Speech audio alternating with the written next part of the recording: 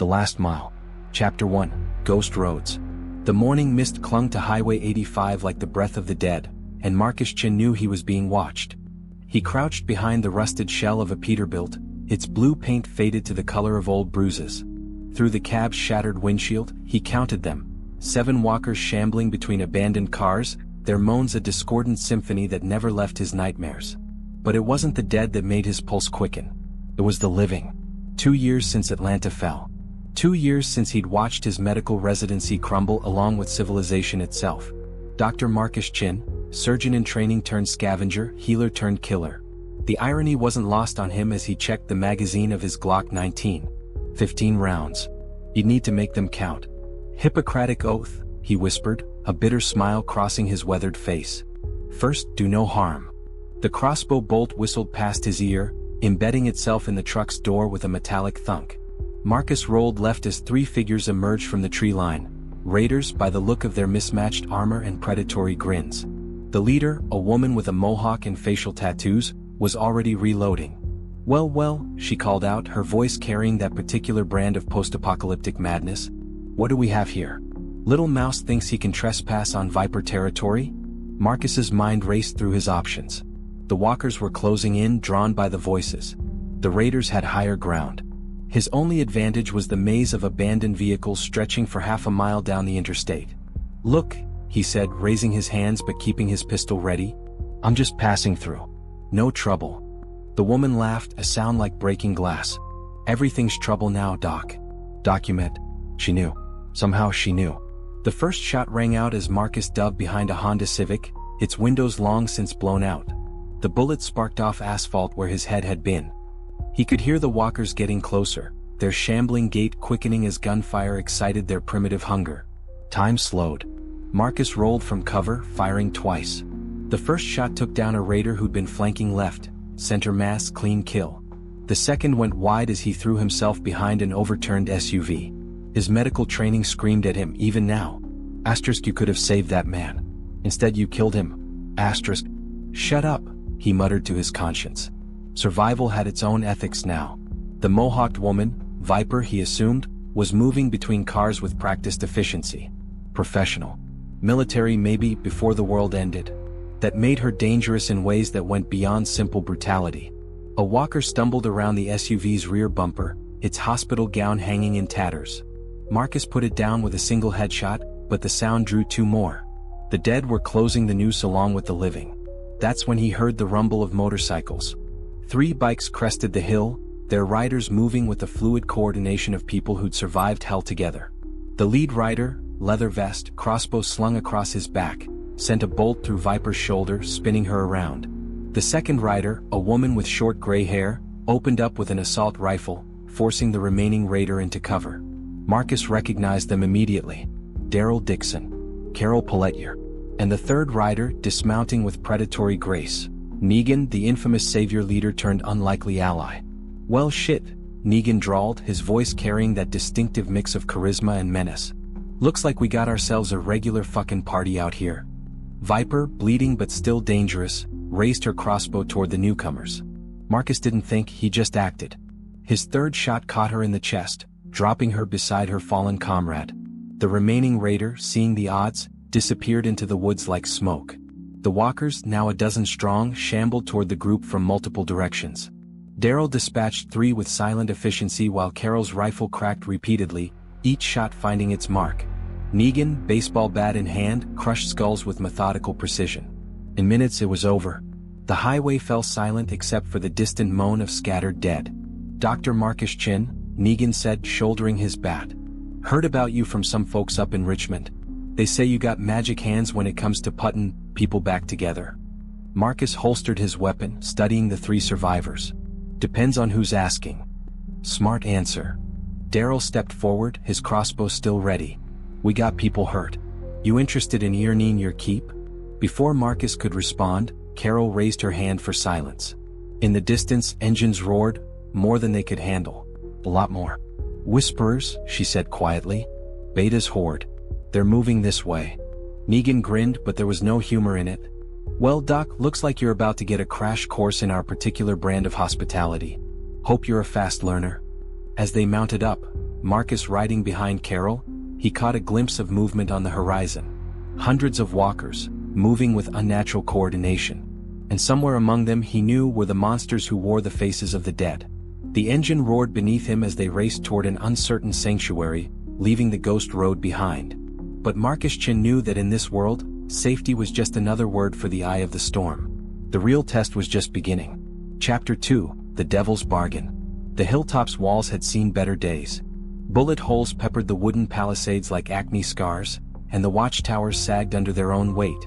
But it was still standing, which was more than Marcus could say for most settlements these days. Maggie met them at the gate, her green eyes hard with the weight of leadership. She'd aged decades in the years since her husband's death, but the steel in her spine had only grown stronger. "Daryl?" she nodded, then fixed her gaze on Marcus. "You must be the doctor." "Was," Marcus corrected, dismounting from the bike. "Now I'm just trying to stay alive like everyone else." "Modest," Negan observed, earning a sharp look from Maggie. "I like that in a Sawbones." The tension between Maggie and Negan crackled like live wire. Marcus didn't need the full story to understand. This man had taken something precious from her, and forgiveness was a luxury the apocalypse rarely afforded. Inside the Hilltop's walls, chaos reigned. 23 wounded lay in what used to be the community's meeting hall, victims of a Whisperer raid 2 days prior. The smell hit Marcus first. Infection, gangrene, the sweet rot of flesh dying while the body still lived. His medical instincts kicked in despite himself. "Jesus," he breathed, moving toward a young woman whose leg was clearly septic. "He ain't here," Daryl said grimly. "Lost him to the Whisperers last month." Marcus knelt beside the woman, feeling for a pulse. Weak, thready. Her skin burned with fever. Without antibiotics she had maybe 12 hours. "I need supplies," he said, standing. "Saline, bandages, anything you've got for antibiotics. And a clean space to work." Maggie exchanged glances with Carol. "About that. We're running low on medical supplies. That's why we came looking for you." "There's a hospital," Negan said, leaning against the doorframe. "About 30 miles north. Mercy General. Problem is, it's right in the middle of Whisperer territory." Marcus studied the wounded around him. 2 were children, maybe 8 and 10 years old. Their mother sat between them, holding their hands and humming a lullaby that sounded like a funeral dirge. "How many are we talking about?" he asked. 100, maybe more," Carol replied. "But they're scattered. Beta likes to keep his people mobile." The sound of approaching engines cut through the air, deep, powerful rumbles that spoke of military hardware. Everyone tensed, weapons appearing in hands with practiced efficiency. "That's not ours," Maggie said. Through the window Marcus saw them. Armored trucks painted in desert camouflage, moving with the precision of a military convoy.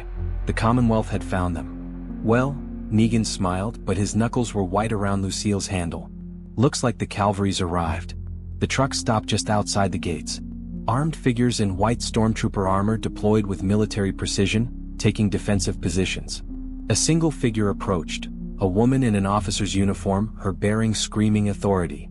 "This is Colonel Mercer of the Commonwealth Army," she called out. "We're here to discuss terms of alliance."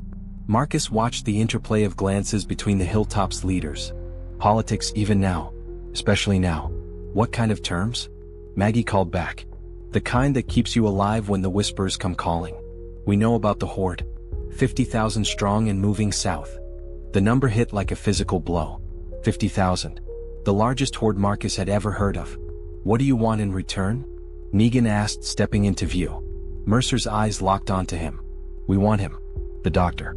Our medical facilities are understaffed." Marcus felt every eye in the room turn to him. The political calculus was simple. Trade one life for the protection of hundreds.